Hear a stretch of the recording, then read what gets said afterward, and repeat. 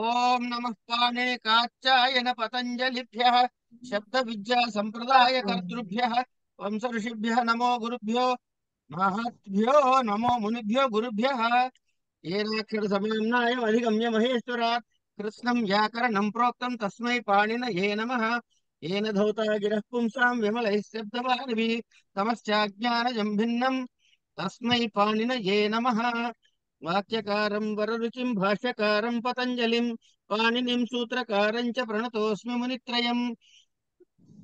మునిత్రయం నమస్కృత్య తదుక్తేః పరిభావ్య చ వైయాకరణ సిద్ధాంత కౌముదీయం విరచ్యతే. నిన్నటి వరకు మనము ద్వితీయ విభక్తి చెప్పుకున్నాం. ఇవాళ ద్వితీయ విభక్తిలోని ఎక్స్టెన్షన్ అనుకోండి, కర్మ ప్రవచనీయ అంటారు. మనము సంజ్ఞా ప్రకరణం చదువుకున్నప్పుడు ఏమండి, సంజ్ఞా ప్రకరణంలో ప్రాదులు అని చదువుకున్నాం. ఈ ప్రాదులకి ప్రాపర అపరాసం ఇవన్నీ, వీటికి ఈ ప్రాదులకి ఏం సంజ్ఞ పేరు అంటే కనుక క్రియాయోగముతో ఉన్నప్పుడు, క్రియతో యోగము ఉన్నప్పుడు దానికి ఉపసర్గ సంజ్ఞ వస్తుంది అని చెప్పి.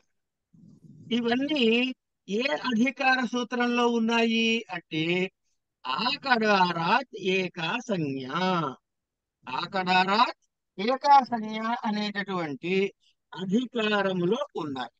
దానికి ఏమవుతుంది, ఒక సంజ్ఞ పెట్టాము, అదే దానికి వేరే సంజ్ఞ చెబితే పరముగా అంటే తర్వాత పూర్వ సంజ్ఞ పోయి పరసంజ్ఞ మిగులుతుంది. ఎందుకంటే ఏకా సంజ్ఞ కదా. ఏమండి, దయచేసి ఎవరు మాట్లాడకండి ప్లీజ్, చిన్న రిక్వెస్ట్ అంతే. ఏకా సంజ్ఞ. విజయలక్ష్మి గారు, మీరు ఫోన్ లో ఉన్నారా, ల్యాప్టాప్ లో ఉన్నారా? అయిపోయి ట్యాబ్లో ఉన్నాను సార్. అంటే ల్యాప్టాప్ లో ఎవరైనా ఉంటే వాళ్ళు కో హోస్ట్ చేస్తే ఈ మ్యూట్ చేసే హెల్ప్ చేస్తారేమో అని. అయితే ఫోన్లో జాయిన్ అవుతా ఉండండి. తీసేసి సరే అందులో జాయిన్. సరే, ముందు పాఠం చెప్పుకుందాంలేండి. ఏమండి, అంచేత ఏకా సంజ్ఞ అనేటటువంటి ఆ అధికార సూత్రంలో మనం ఉన్నాం. ఇప్పుడు ఏమంటున్నారు, ఇవి ఏమిటి, ప్రాదయ అయిపోయింది. ప్రాదయ తర్వాత ఉపసర్గ క్రియాయోగే అన్నారు. అంటే క్రియాయోగం అన్నప్పుడు ఈ ప్రాదులకే ఉపసర్గ అనే సంజ్ఞ వస్తుంది. ఉపసర్గ సంజ్ఞ అనగానే ప్రాది సంజ్ఞ పోయిందిగా, తీసేయండి. తర్వాత గతిశ్చ అని రెండో సూత్రం చెప్పారు. అంటే గతిశ్చ అన్నాడు కాబట్టి ఏకా సంజ్ఞ అనేటటువంటిది కాకుండా దాన్ని బాధించి రెండు సంజ్ఞలు ఉంటాయి ఉపసర్గకి. ఉపసర్గ సంజ్ఞ, గతి సంజ్ఞ రెండు ఉంటాయి. ఇప్పుడు ఏమంటున్నాడు, వాటికి ఏవైతే ఈ కర్మ ప్రవచనీయ సంజ్ఞగా చెప్పబడే ప్రాదులకి, అన్ని ప్రాదులకి కాదు, అన్ని ఉపసర్గలకి కాదు, అన్ని గతిస్థ సంజ్ఞ పొందిన వాటికి కాదు, ఇక్కడ చెప్పిన వాటికి కర్మ ప్రవచనీయ అనే సంజ్ఞ వస్తుంది అన్నాడు. కర్మ ప్రవచనీయ సంజ్ఞ వచ్చింది అంటే అర్థం ఏమిటి, ఉపసర్గ సంజ్ఞ పోయింది, గతి సంజ్ఞ పోయింది. పోతే వచ్చే నష్టం ఏమిటి, లాభం ఏమిటి అంటే ఉపసర్గ సంజ్ఞ ఉన్నప్పుడు సకారానికి షత్వం వచ్చే లక్షణం ఉంటుంది కొన్ని సందర్భాల్లో, అది ఇప్పుడు ప్రస్తుతం అనవసరం. అలాగే ఈ గతి సంజ్ఞ ఉన్న దగ్గర కొన్ని చోట్ల స్వరము అనుదాత్త స్వరం వస్తుంది. ఈ రెండింటినీ బాధిస్తుంది అనమాట ఈ కర్మ ప్రవచనీయ సంజ్ఞ. సరే, కర్మ ప్రవచనీయ సంజ్ఞ ఆకడారాత్ ఏకా సంజ్ఞ అనే దానిలో ఉంది కాబట్టి ఇది ఈ ఇందులో చెప్పబడేటటువంటి ఉపసర్గలకి కర్మ ప్రవచనీయ సంజ్ఞ వస్తుంది. అయిపోయింది. తర్వాత వాక్యం చదవమ్మా. ఇత్యది కృత్యః అనుర్లక్షణే అనుకుంటా. అనుర్లక్షణే లక్షణే ద్యోత్యే అనుర్ ఉక్త సంజ్ఞః స్యాత్. అనుర్లక్షణే తర్వాత ఉంది లక్షణే ద్యోత్యే ద్యోత్యే అను చెప్పండి. उक्तसंज्ञः అనురు అనురుక్త సంజ్ఞ స్యాత్ उक्तसंज्ञः లక్షణే स्यात् ద్యోతే అణు. అణు అనేటటువంటి ఉపసర్గ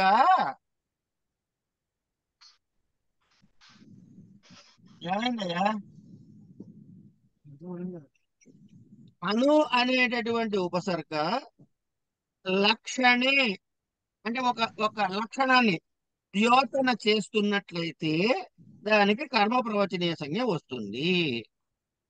ఏమండి? ఇది దేనికనమాట? గతి ఉపసర్గ సంజ్ఞ అపవాద అన్నాడా లేదా అక్కడ? గతి సార్ ఉపసర్గ సంజ్ఞ అపవాద అన్నాడు. అంటే అపవాదం. ఏంటి? ఈ అణు అనే శబ్దము చేత ఉదాహరణ ఏమైనా ఇచ్చాడమ్మా అక్కడ?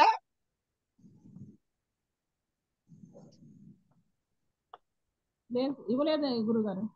సరే, నెక్స్ట్ సూత్రం చదవండి. కర్మ అనుర్లక్షణ తర్వాత ఇది జ్యోతిన కర్మ ఉండండి. ప్రవచనీయ యుక్తే ద్వితీయ.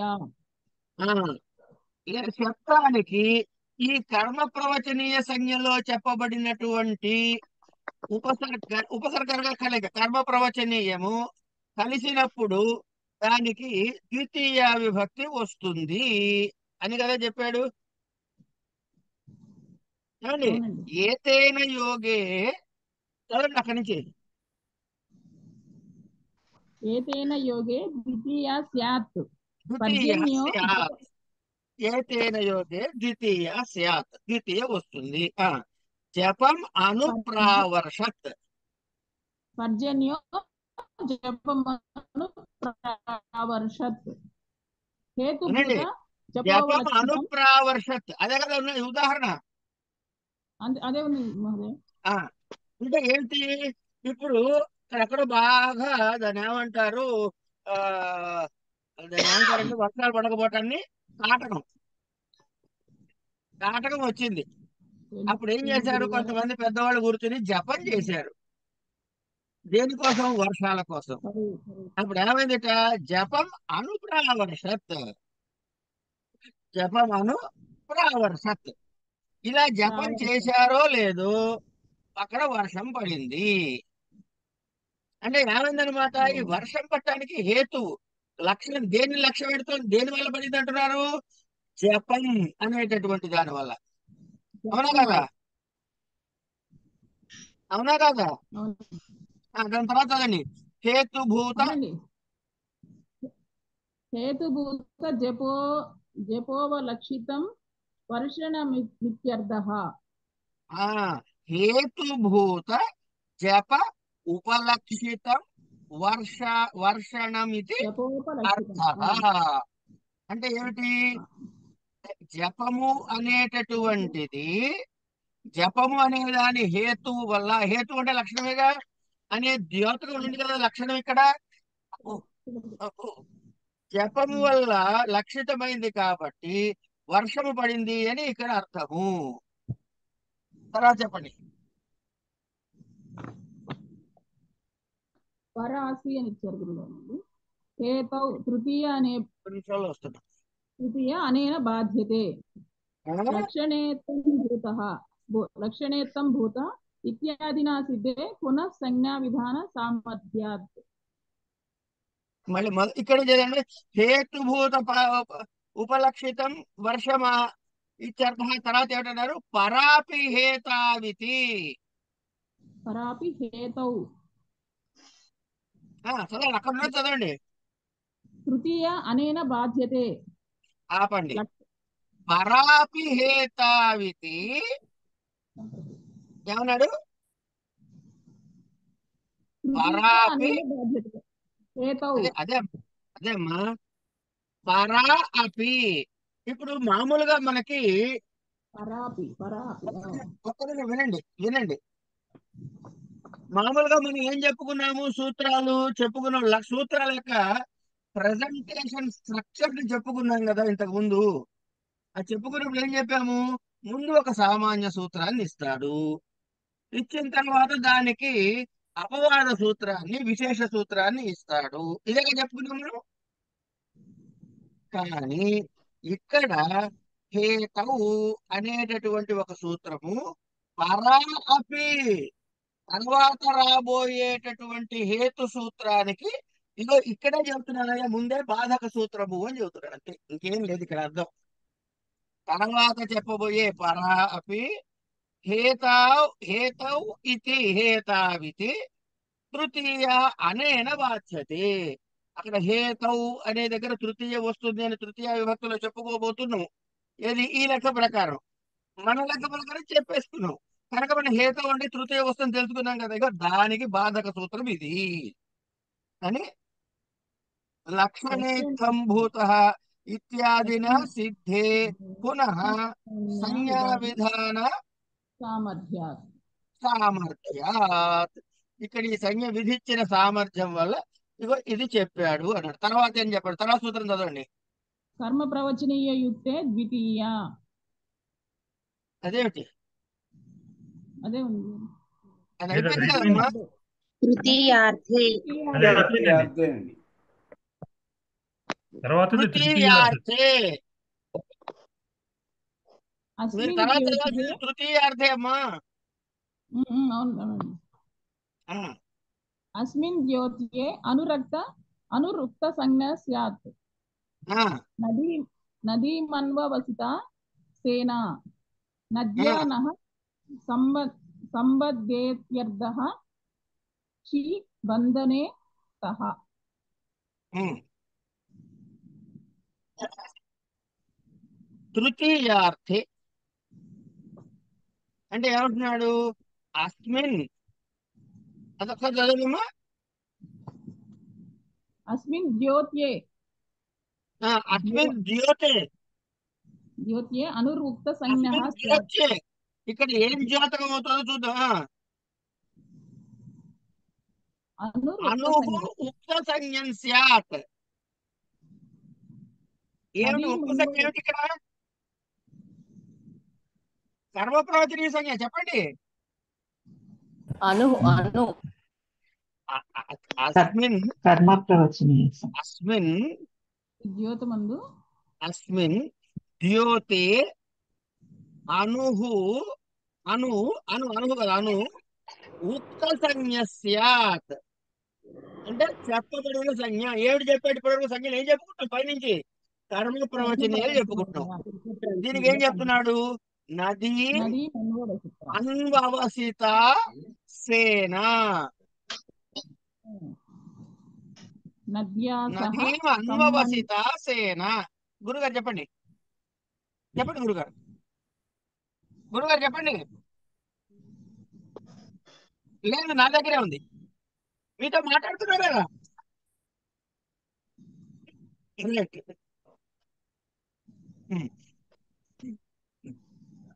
నదీ అన్వవసిత సేన. ఈ నది ఎంత పొడుగుందో నద్యా సహ సంబధ్యతే ఇత్యర్థ. అంటే ఏమిటా ఇక్కడ, నది ఎంత పొడుగైతే ఉందో ఏమండి, మనము తృతీయ విభక్తిలో సహ యోగే అనే రెండు పదాలు చెప్పుకున్నాం. వీటికి అక్కడ తృతీయ వస్తుంది అని చెప్పుకున్నాం.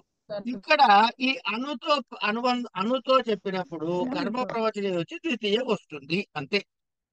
అంటే ఏంటి, అను అనే శబ్దానికి కర్మ ప్రవచనీయ సంజ్ఞ వస్తుంది. నదీం అన్వవసిత సేన అంటే అబ్బో, అంటే కొంచెం నది అను అను వ్యవసిత సేన అంటే నది ఎంత పొడుగుందో దాని ఒట్టంతా కూడా ఈ సేన నిండి ఉంది, వసించి ఉన్నది అని అక్కడ దాని తాత్పర్యము. సహ సంబద్ధేత్యర్థః. ఆ నది ఒడ్డుతోటి సంబంధము కలిగి ఉన్నది ఈ సేన, ఈ మూల నుంచి ఆ మూల వరకు కూడా. క్షీ బంధనే సహ. ఉమ్. అది ధాతు అండి, ధాతు ఇచ్చాడు అంతే అక్కడ. తృతీయార్థే తర్వాత ఏంటి చెప్పండి, హీనే. ఈయనే వృత్తి. హీనే ద్యోత్యే అనుహు ప్రాగ్వత్. అనుహరిం సురాహ హరేర్హీన ఇత్యర్థః. హీనే ఏమండి, హీనే అనేటప్పుడు హీనము అనే ద్యోతకం అయితే ప్రాగ్వత ముందులాగా అంటే ఏమిటి, దానికి కర్మ ప్రవృత్తి అను అనే దానికి కర్మ ప్రవృత్తి వస్తుంది, ద్వితీయ వస్తుంది. అందుకని ఏమన్నాడు, అనుహరిం సురాహ అన్నాడు. అంటే దేవతలందరూ హరి కన్నా తక్కువ వారు. దేవతల కన్నా హరి గొప్పవాడు కాదు, దేవతలు హరి కన్నా తక్కువ వారు. అనుహరిం సురాహ ఎవరికంటే, హరి కంటే. అందుకని అనుహరిం అన్నాం. అనుహరిం సురాహ అంటే దేవతలు సురలు హరి కంటే తక్కువ వారు. హరేహే హీన ఇత్యర్థ. హరి కంటే వీళ్ళు తక్కువ వాళ్ళు అని దీని అర్థము. ఓకేనా? ఏమన్నా కన్ఫ్యూజన్ ఉందా? లేదు గురుగారు. లేదు లేదు. ఏం లేదు. ఆ, ఉపో అధికేచ ఆ. ఉపోధికే చ. అధికే ఉపో హీనే చ ద్యోత్యే ఉపేత్యవ్యయం ప్రాక్ సంజ్ఞం స్యాత్. ఆ, అధికే అధికే హీనే చ జ్యోతి. ద్యోత్యే. ద్యోతకం ఉంటుంది, మనం స్టాండర్డ్ గా పెట్టేసుకోండి. ఉమ్. ఏది ద్యోతకం అవ్వాలి? ఎక్కువ అని ఉపే గాని హీనము అని గాని ఈ రెండిట్లో ఏది ద్యోతకమైనా దేనికి ఏ ఏ ఏ దాన్ని ఏమంటారు, ఉపసర్గకి ఉప ఉప ఉపే అవ్యయం ఇత్యవ్యయం. ఉప అనేటటువంటి అవ్యయమైనటువంటి ఆ ఉపసర్గ వస్తే ప్రాక్ సంజ్ఞం ప్రాక్ సంజ్ఞ స్యాత్. ఇంత ముందు చెప్పిన సంజ్ఞ వస్తుంది. ఇంత ముందు ఏం చెప్పాడు మళ్ళీ? హీనే ఏం చెప్పాడు? కర్మ ప్రవచనీయ కర్మ ప్రవచనీయ. కనుక కర్మ ప్రయోజనం వస్తుంది. అధికే, అధికే వినండి, అధికే సప్తమి వక్ష్యతే. అధికే సప్తమి వక్ష్యతే అంటే చెప్పబోతున్నాడు. ఉపోధికేచ అనే దగ్గర ఏం చెప్తున్నాడు? అధికే సప్తమి వక్ష్యతే చెప్పబోతున్నాడు. కనుక ఇక్కడ మనం ఏం తీసుకుంటాము? హీనే అనే అర్థంలో మాత్రమే తీసుకుందాము. హీనే ఉపహరిం సురాహ అని కూడా అనొచ్చు. హీనే ఉపహరిం సురాహ. ఆ సెంటెన్స్ ఏమిటి? ఉపహరిం సురాహ. అనుహరిం సురాహ లాగా ఉపహరిం సురాహ. ఏ అర్థములో? హీనే అనే అర్థములో. హీనే అనే అర్థములో మాత్రమే ఇది చెప్పుకుంటున్నాము. ఓకేనమ్మా? హీనే ఇంతకు ముందే వచ్చేసింది కదండి, మళ్ళీ అదే చెప్పారా? కానీ అక్కడ చెప్పింది అను, ఇక్కడ చెప్పింది ఉప. ఓ, ఉపసర్గ మారింది కదమ్మా. అవును అవును. హీనే అని ఉపసర్గ మారినది.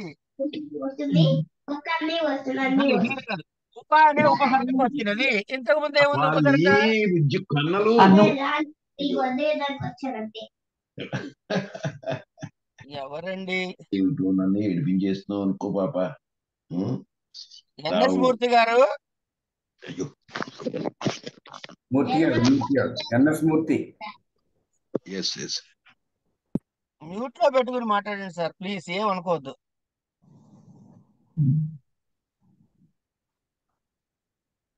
ఒక్క నిమిషం రికార్డింగ్ ఆపుతున్నా అండి, చెప్పండి. ఇప్పుడు మనకి ఈ 3 సూత్రాలు పైన ఉన్నాయి చూసారా? అనుర్లక్షణే, తృతీయార్థే, హీనే, ఈ 3 ఉన్నాయి కదా. ఈ మూడిట్లో కూడా ఉపసర్గ అను అనే వచ్చింది మనకి. అవునండి. అను అనే వచ్చి అనుర్లక్షణే అన్నప్పుడు ఈ అను కర్మ ప్రవచనీయ దానివల్ల కర్మ ప్రవచనీయ సంజ్ఞ వచ్చి ద్వితీయ వస్తుంది. దానికి సంబంధించిన శబ్దానికి ద్వితీయ వచ్చింది. సో అనుర్లక్షణ ఎగ్జాంపుల్లో ఏం చెప్పాడు? జపం గురించి చెప్పాడు. పర్జన్యో జపం అను ప్రావర్షత్ అన్నాడు. జపం అను ప్రావర్షత్, అక్కడ అను ఉంది అనుర్లక్షణేలో కదా. అవునండి. జపం లక్షణం, అక్కడ వర్షము లక్ష్యం, అక్కడ అను ఉంది. అలాగే తృతీయార్థంలో కూడా అను వచ్చింది.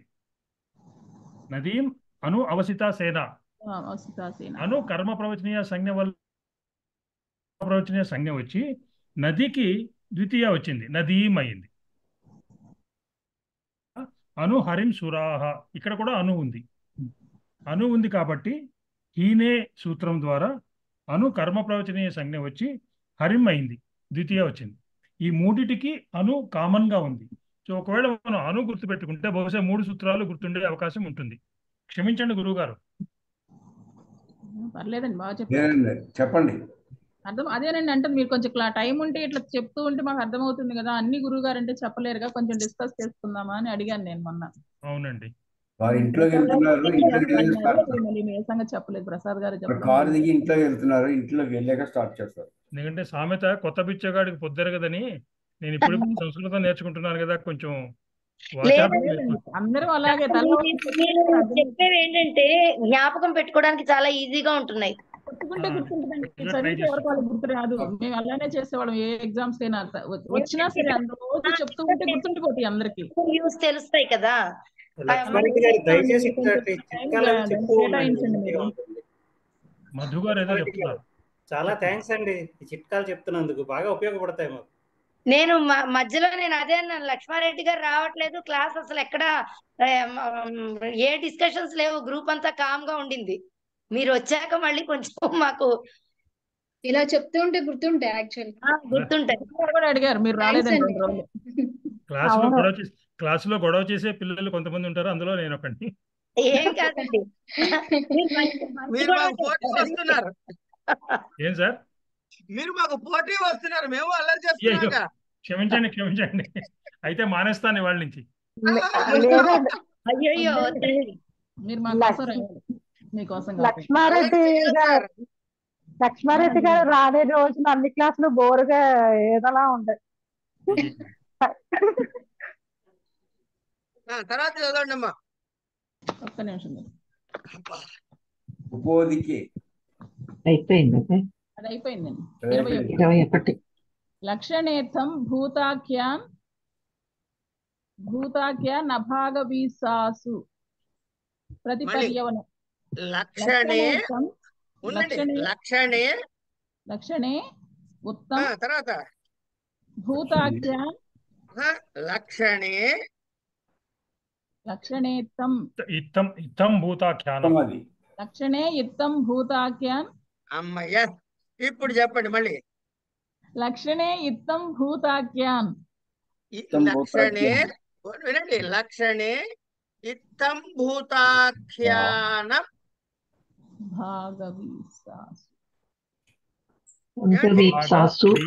ఆసు ప్రతిపర్య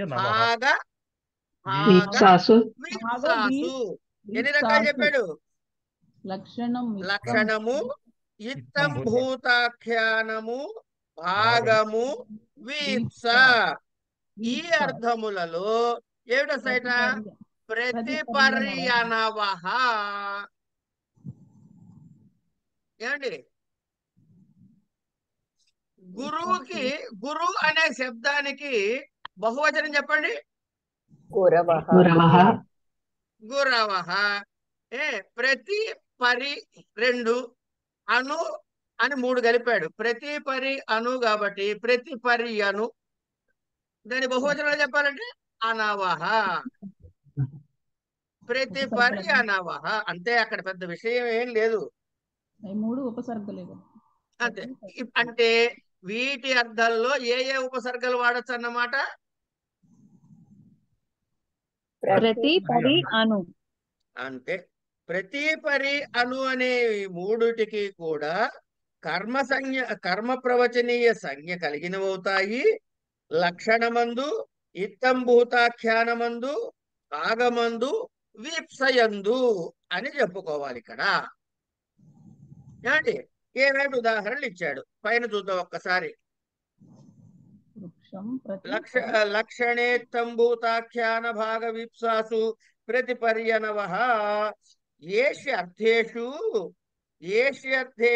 విషయభూతేషు ప్రత్యాదయ అంటే ప్రతి పరి అను ఉక్త సంజ్ఞాః స్యుః అంటే కర్మ ప్రవచనీయ సంజ్ఞ వస్తుంది. లక్షణం అనే దానికి ఉదాహరణ చెబుతున్నాడు. వృక్షం ప్రతి పర్యనువా అంటే వృక్షం ప్రతి అని, కానీ వృక్షం పరి వృక్షం అను విద్యోతతే విద్యుత్ అన్నాడు. ఇక్కడ ఏం లేదండి. వృక్షం ప్రతి విద్యోతతే విద్యుత్. మనం కాసేపు వర్షాకాలాన్ని ఊహించుకోండి. వర్షాకాలంలో కరెంటు పోయింది అనుకోండి, మీరు రోడ్డు మీద నడుచుకు వస్తున్నారు అనుకోండి, ఏమీ కనపడట్లేదు, చిమ్మ చీకటిగా ఉంది అనుకోండి. ఇప్పుడు మీకు ఉన్నట్టుగా చెట్టు కనపడింది అనుకోండి. ఎప్పుడు కనపడుతుందమ్మా చెట్టు? కరెంట్ రాలే ఇంకా, మెరుపు మెరుపు మెరిస్తే కనపడుతుంది. వర్షాకాలం కదా, అంతే. చిమ్మ చీకటి కదా, వృక్షం కనపడింది కదా, అంటే మీకు ఏ జ్ఞానం కలిగింది? ఓ మెరుపు మెరిసినట్టుంది అని తెలిసింది.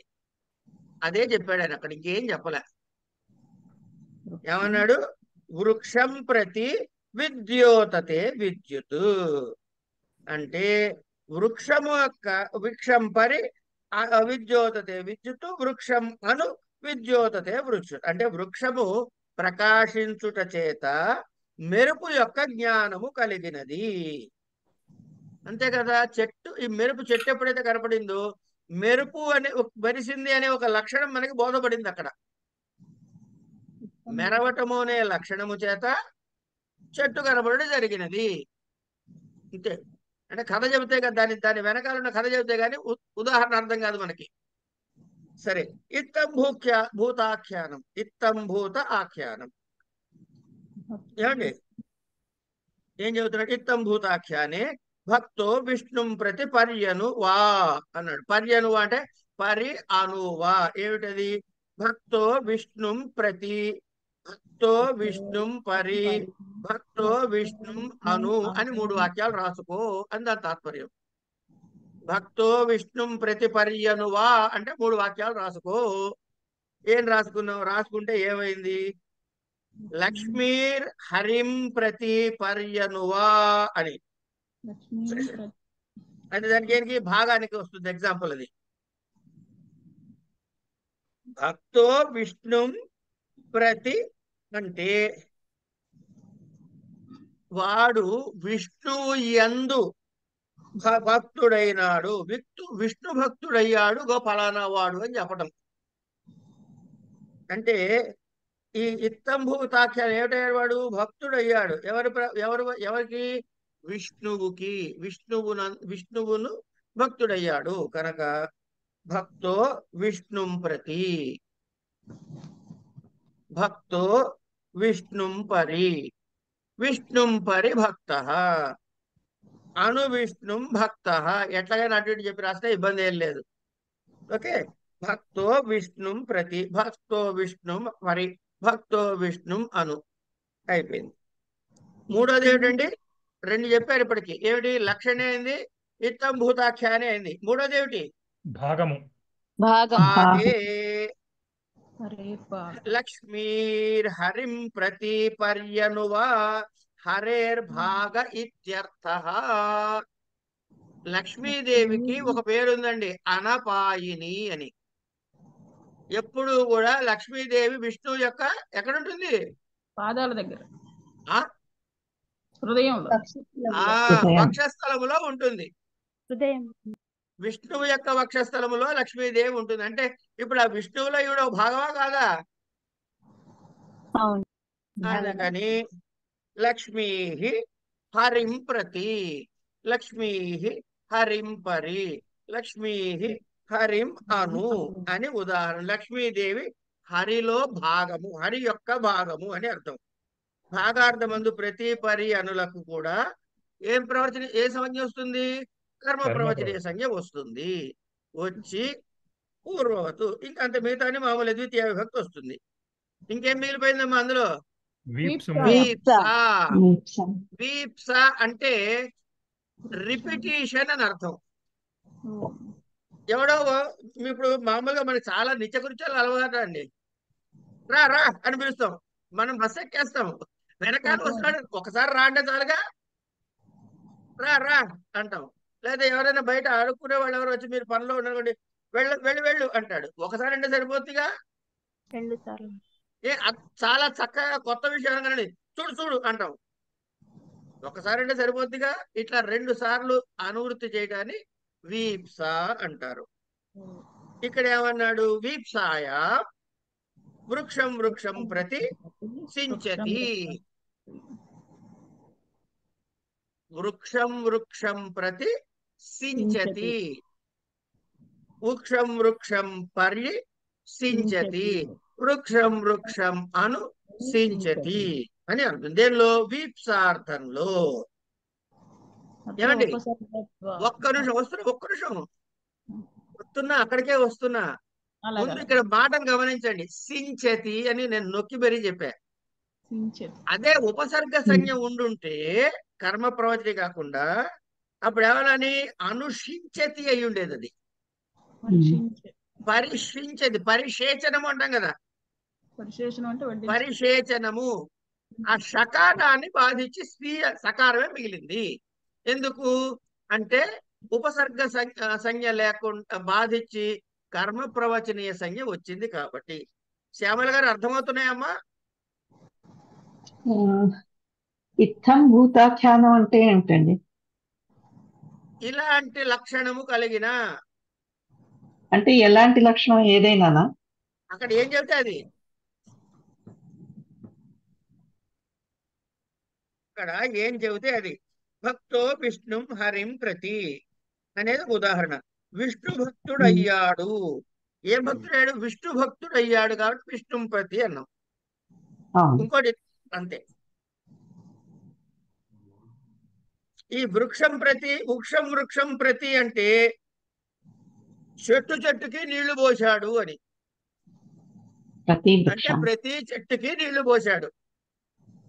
వృక్షం వృక్షం ప్రతి వృక్షం వృక్షం పరి వృక్షం వృక్షం అనుసించతి. అత్ర ఎవరో చదువుతూ ఆపారు. అత్ర ఉపసర్గత్వాభావాన్న షత్వం యేషు కిం పరిషించతి. అంటే ఆ షత్వం వచ్చున్నట్టయితే కనుక పరిషించతి అవ్వాలి. కానీ ఇక్కడ కర్మప్రియ ప్రవచనీయ సంజ్ఞ వచ్చింది కాబట్టి పరిసించతి అనే ఉంది. దాని తర్వాత అభిరభాగే. అభిరభాగే పైన సూత్రం ఏంటి చదవండి ఒకసారి ఎవరైనా.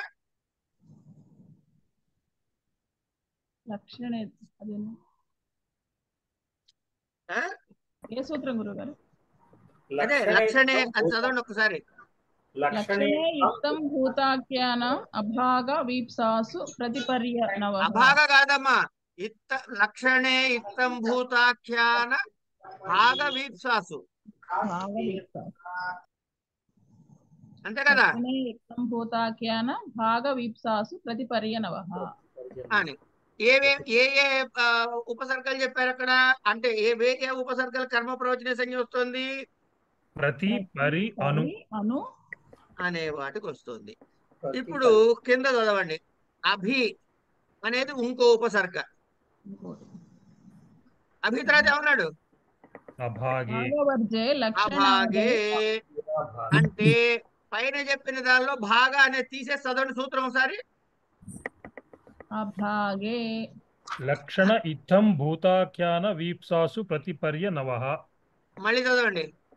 లక్షణే ఇత్తం భూతాఖ్యాన వీప్సాసు ప్రతిపరి నవః.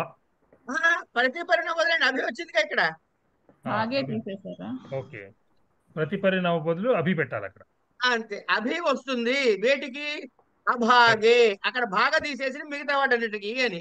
లక్షణ ఇత్తం భూతాఖ్యాన వీప్సాసు అభిహి. అభిహి అభాగే. భాగం తీసేసి మిగిలిన వాటన్నిటికీ అభి అంతే కర్మ సంజ్ఞ వస్తుంది. అంతే. దేనికి? లక్షణానికి, ఇత్తం భూతాఖ్యానంకి, వీప్సాసుకి భాగం లేకుండా ఒక భాగం తీసేస్తాం. అంతే. భాగం తప్ప మిగిలిన మూడిటికి అభి అనే కర్మ ప్రవచన వస్తుంది. ఏమండి? హరిసుభి హరిం అభివర్తతే. దానికి ఉదాహరణ ఇచ్చాడు చూడండి.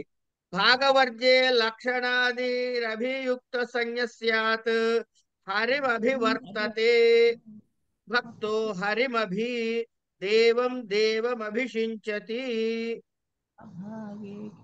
ఏమి అర్థాలు మారలే. పైన ఏం చెప్పుకున్నాం అవే ఇక్కడ కూడా అర్థం. పైన ఏం చెప్పుకున్నాం అవే ఎగ్జాంపుల్స్ ఇక్కడ. హరిమభివర్తతే అన్నాడు అంటే ఏమిటి? వరుసగా ఈ పైన ఏదైతే ఎగ్జాంపుల్స్ చెప్పుకున్నామో లక్షణేలోను, తర్వాత ఇత్తంభూతాఖ్యానికి ఏమిటి? భక్తో హరిమభి. పైన ఏం చెప్పాడు? భక్తో విష్ణుం ప్రతి అన్నాడు, ఇక్కడ హరిరభి అన్నాడు. విష్ణు రభి అనండి, మాకేం అభ్యంతరం లేదు. వృక్షం వృక్షం సించతి అని పైన అన్నాడు, దేవం దేవం అభిషించతి అని ఇక్కడ అన్నాడు. ఓకే.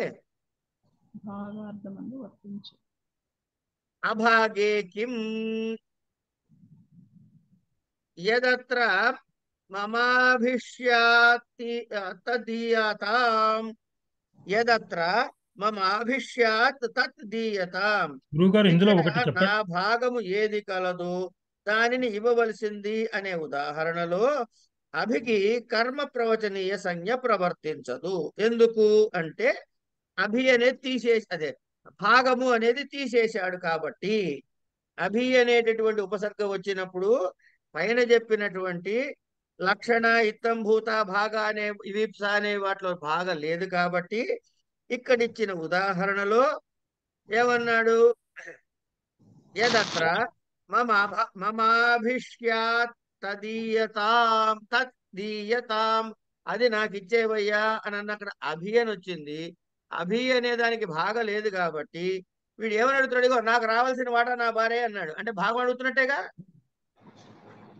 నాకు రావాల్సిన వాటా నాకు భార్య అనంటే నాకేదైతే రావాలో నా భాగానికి వచ్చేది నాకు ఇచ్చేవయ్యా అని అన్నాడు. కనుక అక్కడ అభి భాగా లేదు కాబట్టి ఇక్కడ దీనికి కర్మ ప్రవచనీయ సంజ్ఞ రాదు. రానప్పుడు ఏమవుతుంది? షత్వం వస్తుంది. అందుకే ఏమన్నాడు? మమ అభిష్యాత్, అభిష్యాత్ వస్తుంది, శాత్ షత్వం వచ్చింది అనమాట అక్కడ. ఎందుకు? అది కర్మ ప్రవచనీయ సంజ్ఞ కాదు కాబట్టి. కానప్పుడు ఏమవుతుంది? ఉపసర్గే అవుతుంది కాబట్టి. ఉపసర్గ అయితే షత్వం వస్తుంది కాబట్టి. ఏమండి? నెక్స్ట్ సూత్రం చదవండి అమ్మా. అధిపరి అనర్ధకౌ. అధిపరి దీర్ఘం ఉంది. అధిపరి అనర్ధకౌ. దీర్ఘం ఎందుకుంది చెప్పండి? పరి ద్వివచనం కాబట్టి. వివచనం. హరి హరి హరయ కదా, హరి హరి హరయ కదా. అవును. అందుకని పరి కాస్త పరి అయింది. ఎందుకు? ద్వివచనం. అనుపరి అన్నాడు, అధిపరి అన్నాడు కాబట్టి. కనుక ఇది పరీక్షలో ఎక్కడైనా రాసేటప్పుడు అధికి పరికి మధ్యలో గ్యాప్ ఇవ్వకూడదు. ఏమండి? సరే, ఈ సూత్రము అధిపరి అనర్థకౌ అన్నాడు. అంటే తూచ్ అనమాట. ఇప్పుడు ఆప్తి అంటే అర్థం ఏంటండి?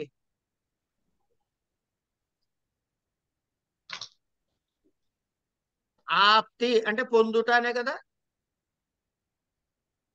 ఆప్తి అంటే పొందుటానే కదా అర్థం. ప్రాప్తి అంటే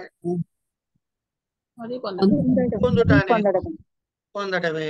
ఇప్పుడు ఆప్తి అన్న ఈ ప్రా అనే ఉపసర్గ కలిపి ప్రా ప్లస్ ఆప్తి ప్రాప్తి అన్న అర్థమైనా మారిందా? అంటే ఈ ఉపసర్గ కలపడం వల్ల అనర్థకే అంటే అర్థము మారకపోతేనే కదా అర్థం. అవును. శ్యామల గారికి నవ్వు వచ్చింది. ఎన్ని మెలికలు పెడుతున్నాడు కదమ్మా పాణిని గారు మనకి. అవునండి, చాలా పెట్టారు సూత్రాలు. ఏ ధాత్వర్థము తప్ప ప్రత్యేకంగా ఏ మార్పు లేకపోతే అని అన్నాడు. ఏం లేదండి, ఇది ఎందుకు పెట్టాడయ్యా ఈ సూత్రము అంటే, ఏమంటే ఇప్పుడు ఏం లేకపోతే ఈ సూత్రం అవసరం మనకి? చెప్పండి, నిజం చెప్పండి. అవసరం లేదు, కానీ పెట్టారు పాణిని గారు. ఎందుకు పెట్టారంటే ఈ పెట్టకపోతే కర్మ ప్రవచనీయ సంజ్ఞ వీటికి చెప్పకపోతే ఏ సంజ్ఞ ఉంటుంది? ఉపసర్గ సంజ్ఞ, గతి సంజ్ఞ రెండు ఉంటాయి. గతి సంజ్ఞ వల్ల వచ్చేటటువంటి అనుదాత్త స్వరము ఇక్కడ బాధించటం కోసమని ఇది చెప్పాడు. అదే చెప్తాను చూడండి పైన. అధిపరి అనర్థకౌ ఉక్త సంజ్ఞౌస్తః కుతో అధ్యాగచ్చతి కుతః పర్యాగచ్చతి. గతి సంజ్ఞా బాధ, గతి సంజ్ఞా బాధ, గతి సంజ్ఞని బాధించడం కోసము గతర్గతితావితి నిఘాతో నిఘాత అంటే అదే అనుదాత్త స్వరము అని, అనుదాత్త స్వరాన్ని రాదు అని చెబుతున్నాడు. తర్వాత చదువమ్మా. సుహు పూజాయాం పూజాయాం సుసిక్తం సుస్తుతం అను ఉపసర్గత్వాన్ షః. పూజాయాం కిం కిం సుషిక్తం కిం స్యాత్ తావత్ర క్షేపోయం. అది సరే. సుపూజాయాం అంటే పూజార్థములో సు అనేటటువంటి దానికి కర్మ ప్రవచనీయ సంజ్ఞ వస్తుంది. సుసిక్తం బాగా తడపబడినది, సుస్తుతం బాగా స్తోత్రము చేయబడినది, బాగా స్తుతించబడినది అని అర్థం. అయిన తర్వాత ఇందులో ఈ ఉదాహరణలో ఏమిటి? సు అనేది కర్మ ప్రవచనీయ సంజ్ఞ. అంటే దేని బాధించింది? ఉపసర్గ సంజ్ఞని బాధించింది. కనుక ఏమైంది? సుస్తుతం. మామూలుగా స్తూ రావాలి, షకారం రావాలి, అక్కడ సకారం పోయి ఉపసర్గుంటే. కానీ ఇక్కడ ఆ సకారమే ఉంది. అంటే ధాతుగత సకారమునకు షత్వము ప్రవర్తించదు. ఇది పూజార్థమునందే ప్రవర్తిస్తుంది. ఇతరత్రా సు వాడితే అక్కడ పూజార్థం కాకపోతే అక్కడ మామూలు దాని కర్మ ప్రవచనీయ సంజ్ఞ రాదు. అప్పుడు ఏమవుతుంది? ఉపసర్గ సంజ్ఞ. సుషిక్తం కిం స్యాత్ తవాత్ర, నీవు బాగా తడిపినను నీకు ప్రయోజనమేమీ లేదు. అంటే ఇక్కడ ఈ సుషిక్తం అన్నాడు చూడండి. ఎందుకన్నాడు? ఇక్కడ పూజార్థంలో వాడట్లే. నువ్వు బాగా తడిపినా ఏం లాభం లేదు పోయి అంటే దాన్ని మెచ్చుకున్నట్ట, దాన్ని ఉత్కర్షణ చేసి చెప్పినట్ట కాదు కదా. అది తర్వాత అతిరతిక్రమణే చ. చదవండి. అతిక్రమణే పూజాయాం చాతిః. చ అతిః. చాతిః కర్మ ప్రవచనీయ సంజ్ఞః స్యాత్. చ అతిః. చ అతిః కర్మ ప్రవచనీయ సంజ్ఞః స్యాత్. అతిదేవాన్ కృష్ణః. అతిదేవాన్ కృష్ణః. అదండి. అంటే ఈ చకారం చేత ఏమవుతుంది? అతిరతిక్రమణేచ. ఈ చకారం చేత పూజార్థముని కూడా గ్రహించాలి. సు అని ఉంది కదమ్మా, ఇక్కడ సు పూజాయాం అన్నాడు కదా, అక్కడి నుంచి పూజార్థము అని కూడా గ్రహించి ఏదిట? అతిరతిక్రమణేచ. అతి అనే దానికి కర్మ ప్రవచనీయ సంజ్ఞ వస్తుంది. అంటే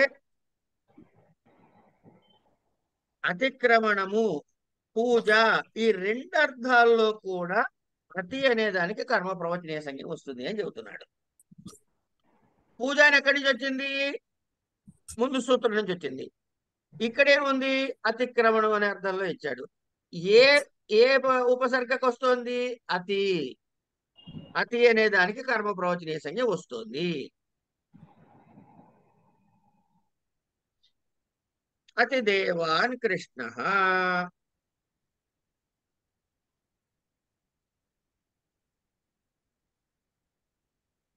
ప్రపంచముని రక్షించుటకలో దేవతల కంటే కృష్ణుడు అధికుడు, అతి దేవాన్ కృష్ణ,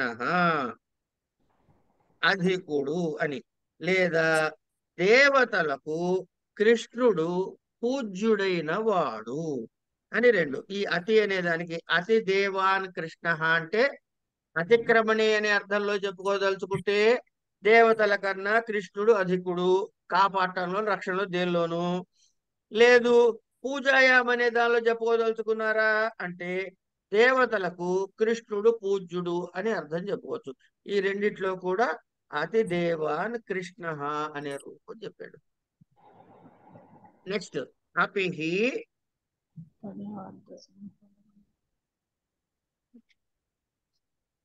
చెప్పండమ్మా. అపిహి పదార్థ సంభావన అన్వసర్గకరః సముచ్చయేషు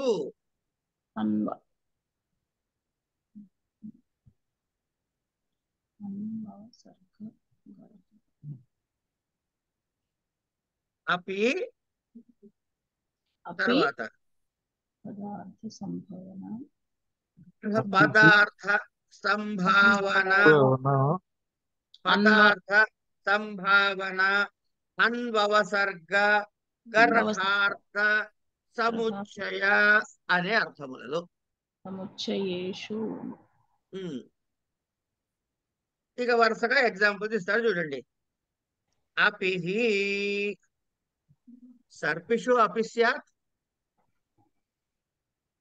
ఇప్పుడు మనం భోజనానికి కూర్చున్నామమ్మా, ఏమండి కొత్త ఆవకాయ సీజన్ కదా, ఆవకాయలు పెట్టారు, ఉట్టి ఆవకాయ వేసి అన్నం పెట్టింది విజయలక్ష్మి గారు వాళ్ళ ఇంటికి వెళ్తే. నెయ్యి అదే అమ్మ, నెయ్యి ఏమన్నా ఉందా? ఉందండి. అడుగుతాం కదా, ఇక అదే అడిగాడు ఇక్కడ. అపి సర్పిషిస్య అంటే నెయ్యి ఉందంటావా అని అడగడం లక్షణం. ఇప్పుడు నెయ్యి ఉంది అంటే మీ ఇంట్లో ఆవకాయ వేసి ముద్ద పెట్టాలమ్మా మాకు అన్నం. నిన్నే సార్ పెట్టాను. ఓకే, ఇంకా కలపలేదు. సరే అందరు రండి. అయ్యో భలేవారు, థ్యాంక్ యూ. మాది కలిపి రెడీగా ఉంది సార్. మాది అందరూ వచ్చేయండి ఇక్కడికి.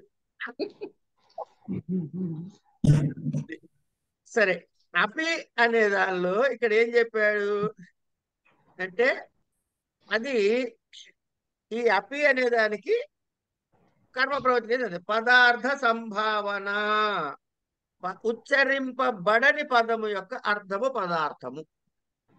పదార్థమునందు అంటే ఉచ్చరింపబడని పదము యొక్క అర్థము పదార్థము. సర్పిషోపిస్య అంటే ఒక్క నేతి చుక్కైనా ఉందంటావా అని అనడం అనమాట. ఒక్క చుక్క ఉందామా, నెయ్యి ఒక్క చుక్కన్నా ఉందా అని అడుగుతారే, ఉన్నదా? సర్పిషోపిస్య ఒక్క నేతి బొట్టైనా ఉందా అని అర్థం. అంటే చాలా దుర్లభంగా ఉండటం చేత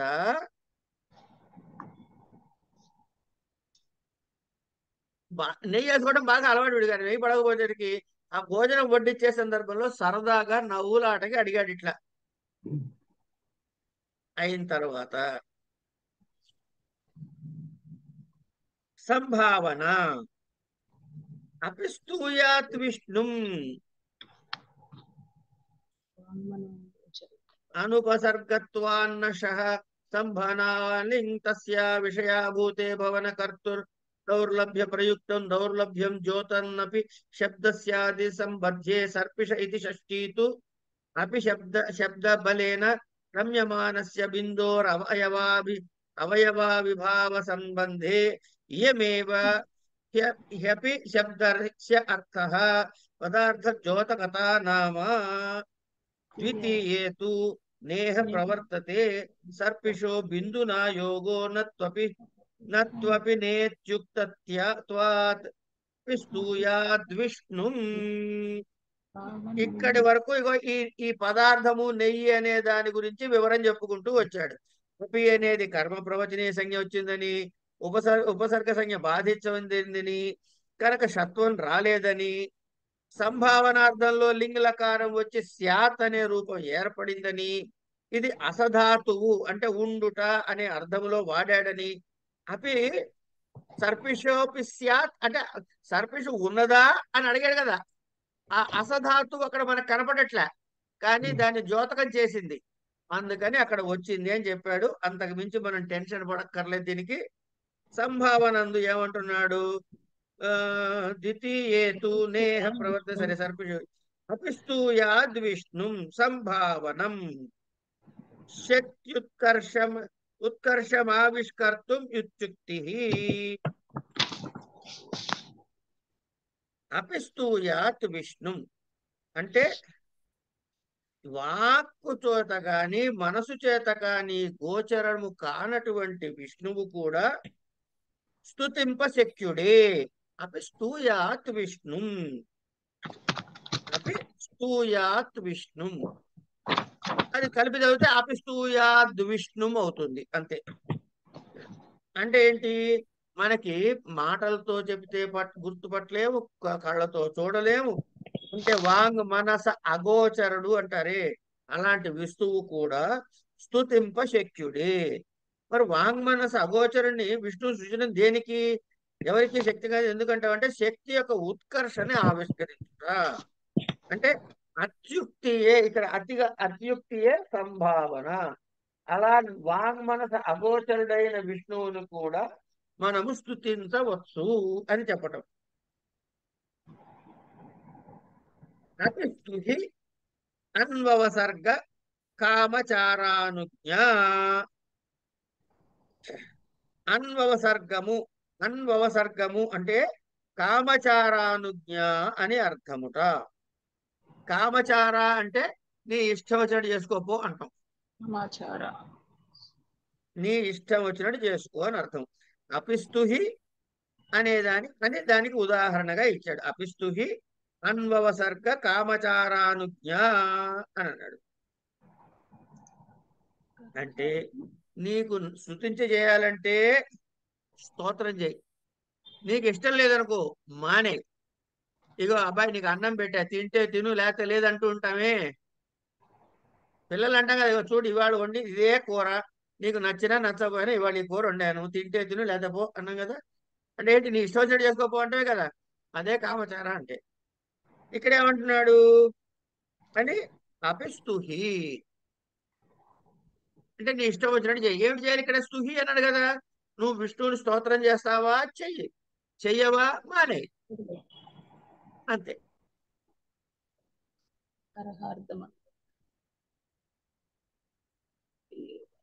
ఏమండి తర్వాత ధిక్ దేవదత్తమపి స్తూయాద్ వృషలం. పైన ఒక్కసారి చదవండి అమ్మా. పదార్థ సంభావన అన్వవసర్గ గర్హ గర్హ సముచ్చయేషు. ఈ గర్హకి ఉదాహరణ చెబుతున్నాడు. ఏమిటది? ధిక్ దేవదత్తమపి స్తూయాద్ వృషలం అనేది దీనికి ఉదాహరణ ఇస్తున్నాడు. వృషలుడు అంటే శూద్రుడు అని అర్థం. శూద్రుని స్తుతించుట నింద్యము అనే అర్థములో ఒక శబ్దాన్ని ద్యోతన చేస్తున్నాడు. అంటే ఏంటి? దిక్ దేవదత్తం అన్నాడు. ఈ దేవదత్తము ఆ నిందకి అనువాదకము. దిక్ దేవదత్తం అపి శబ్దం వచ్చింది గమనించండి. అపి అనేది మాట పడుతున్న ఇక్కడ కర్మప్రవచనే సంజ్ఞ వచ్చేది. దేవదత్తమపి స్తూయాద్ వృషలం.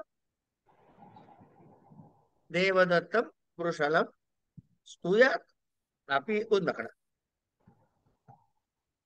ఇంకొకటి ఉంది సముచ్చయార్థము. సముచ్చయార్థము అంటే ఏమిటంటున్నాడు? అపిసించు అపిస్తుహి సముచ్చయే. అపిసించు అపిసించ అపిస్తుహి అంటే తడుపు, స్తుతించు అని అర్థం. ఇక్కడ ఏం చేస్తున్నాడు? ఈ క్రియాద్వయ సముచ్చయము భాషించటం వల్ల అపిశబ్దమునకు కర్మసంజ్ఞ ప్రవర్తించి ఉపసర్గ సంజ్ఞని బాధించి ఈ రెండిట్లో కూడా షత్వము రాకుండా చేశాడు. ఇక్కడికి ఈ పదార్థం ఒక్కటే ఒక్క సూత్రం ఉంటుంది. చూడమ్మా, చివరి సూత్రం చదువు ఏంటో అది. కాలాధ్వనో కాలాధ్వనోరత్యంత సంయోగే సంయోగే కాల అధ్వవాచకములు అత్యంత సంయోగములు. ఇహ ద్వితీయ స్యాత్, ఇక్కడ ద్వితీయ వస్తుంది. ఉదాహరణ చెబుతున్నాడు.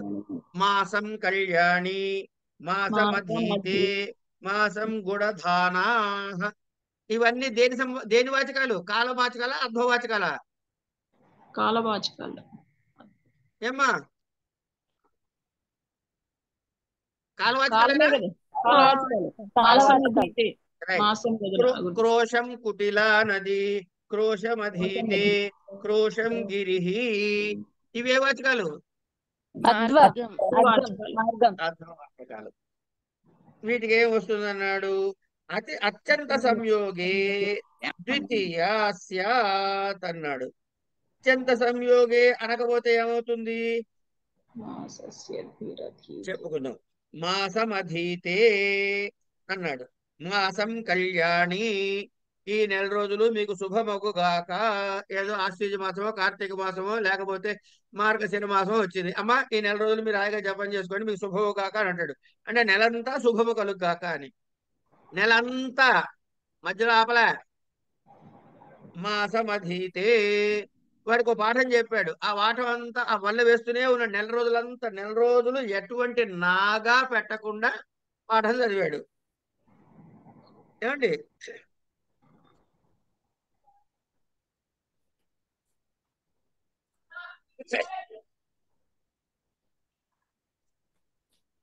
అంటే ఏమిటి?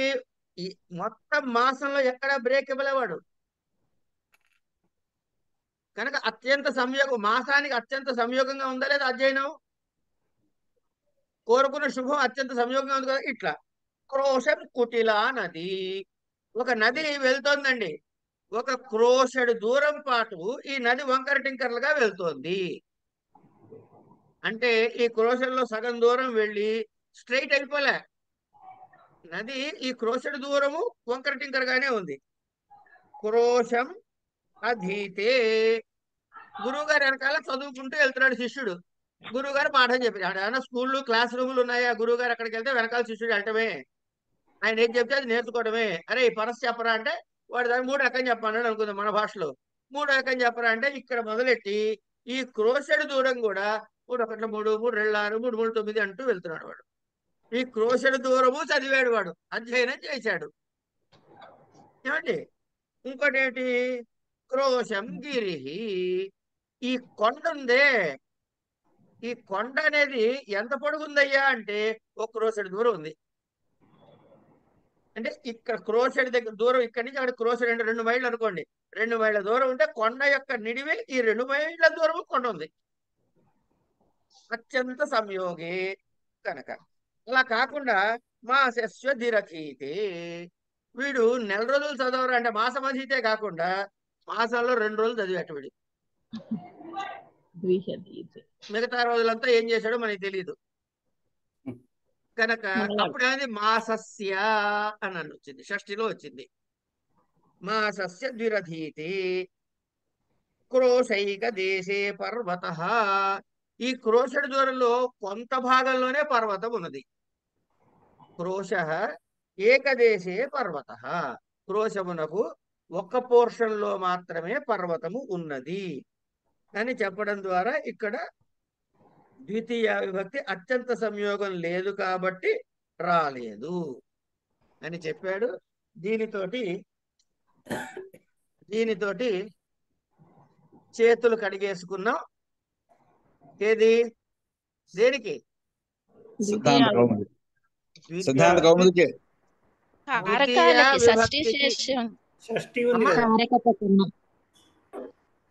వినపడ షష్ఠి చేసే ఉంది.